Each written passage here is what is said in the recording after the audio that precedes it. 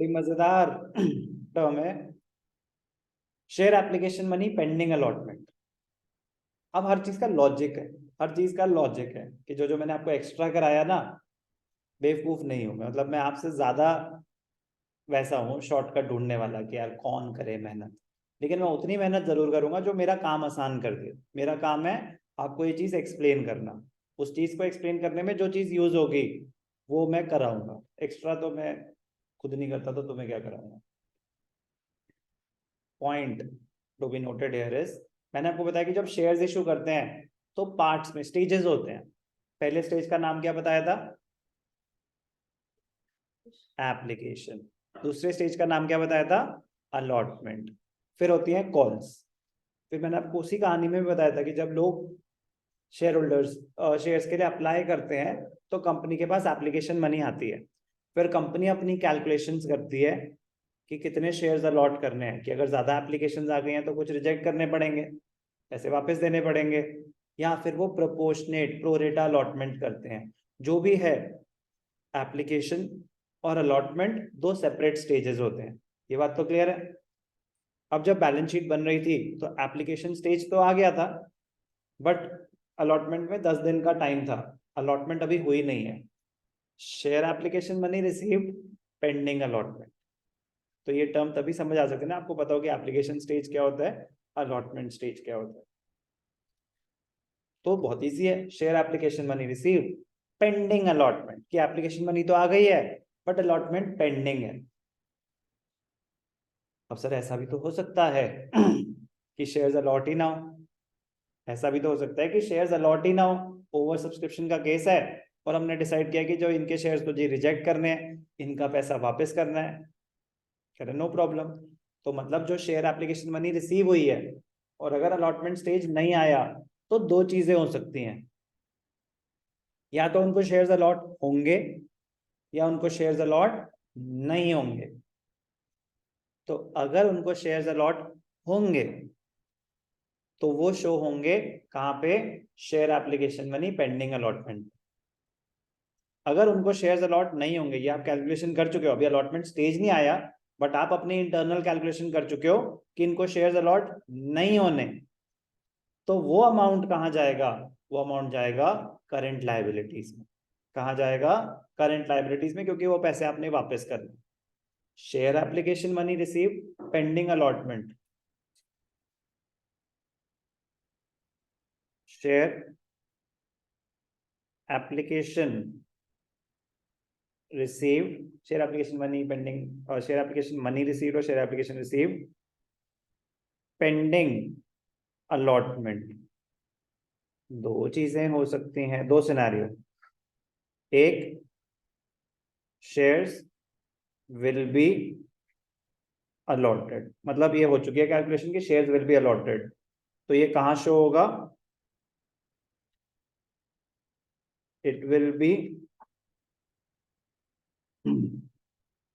Shown as a, इसको बोलते हैं लाइन आइटम। क्या बोलते हैं इसको? Line item. It will be shown as a line item below shareholders funds. तो फर्स्ट हो गया shareholders funds, shareholder funds के नीचे line item as share application money received pending allotment. जो हेड है उसका नाम वो एज इट इज आ जाएगा। लाइन आइटम इसलिए बोलते हैं कि आइटम है, इसके कोई हेड सब हेड, इसके कोई अकाउंट्स नहीं है। Share application money receive pending allotment amount आ जाएगा सीधा, इसके कोई नोट्स टू अकाउंट्स नहीं होते। बट ये सब कब है? If the shares will be allotted.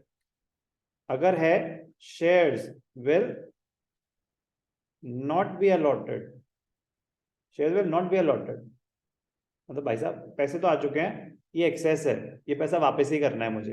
Allotment stage नहीं आया, जैसे आएगा मैं पैसे वापस कर दूंगा। Shares will not be allotted, तो ये कहां जाएगा? ये जाएगा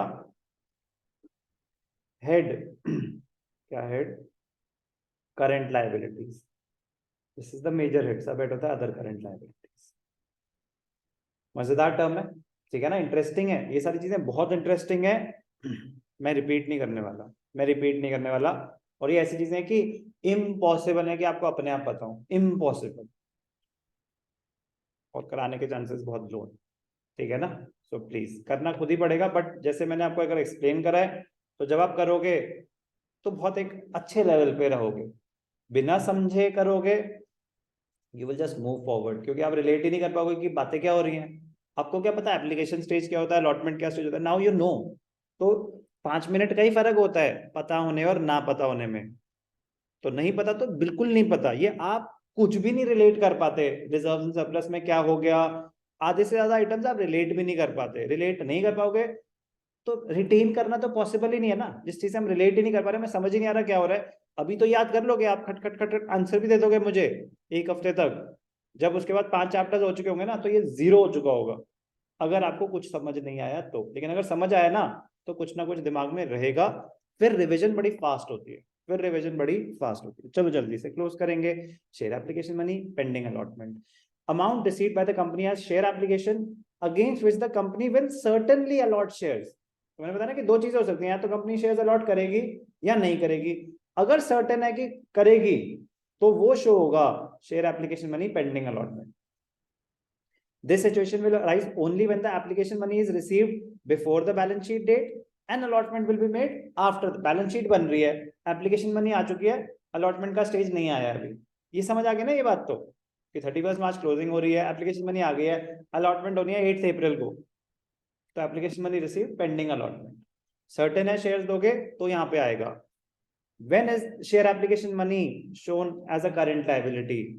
When the money is refundable, कि मेरा एप्लीकेशन मनी तो आई बट ओवर सब्सक्रिप्शन हो गई थी। अब सोचो मैंने आपको ओवर सब्सक्रिप्शन के बारे में बताया, ओवर सब्सक्रिप्शन तो कहीं भी नहीं आया, किसी भी आइटम में ओवर सब्सक्रिप्शन यूज हो रहा था नहीं हो रहा था, लेकिन फिर भी मैंने आपको बताया यूज हो गया ना अभी। तो ओवर सब्सक्रिप्शन होता है when the number of shares applied for are more than what the company invited applications for. Share application money received by the company and which is refundable to the applicants, against which shares will not be allotted, is shown as other current liabilities under the main head current liabilities. Other current liabilities is the subheading, major heading would be current liabilities. So when the issue is oversubscribed होता है when the number of shares applied for by the public are more than what the company invited applications for. Company invited application for shares worth rupees 5 crores, applications were received for shares worth rupees 6 crores.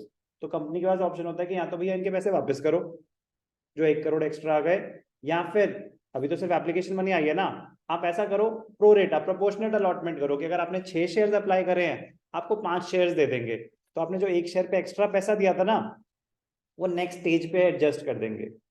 For example आपकी अप्रैल की fees due है, for example आपकी अप्रैल की fees due है, example की fees है 5,000 रुपए, आपने मुझे 8,000 दे दिए। दो ऑप्शन है, एक मैं आपके 3,000 वापस करूं, एक कि 3,000 मई में एडजस्ट कर लेना। तो अगर मई में एडजस्ट कर लेना है तो क्या पैसे वापस मिलेंगे? नहीं मिलेंगे, तो फिर वो करंट लायबिलिटी नहीं, तो प्रोपोर्शनल अलॉटमेंट है वो करंट लायबिलिटी नहीं है।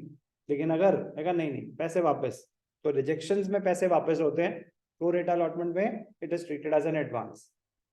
तो share application money pending allotment current liability कब मानी जाती है? When the money is to be refunded. When it is certain that the shares will be allotted, then it is shown as a line item under share application money pending allotment.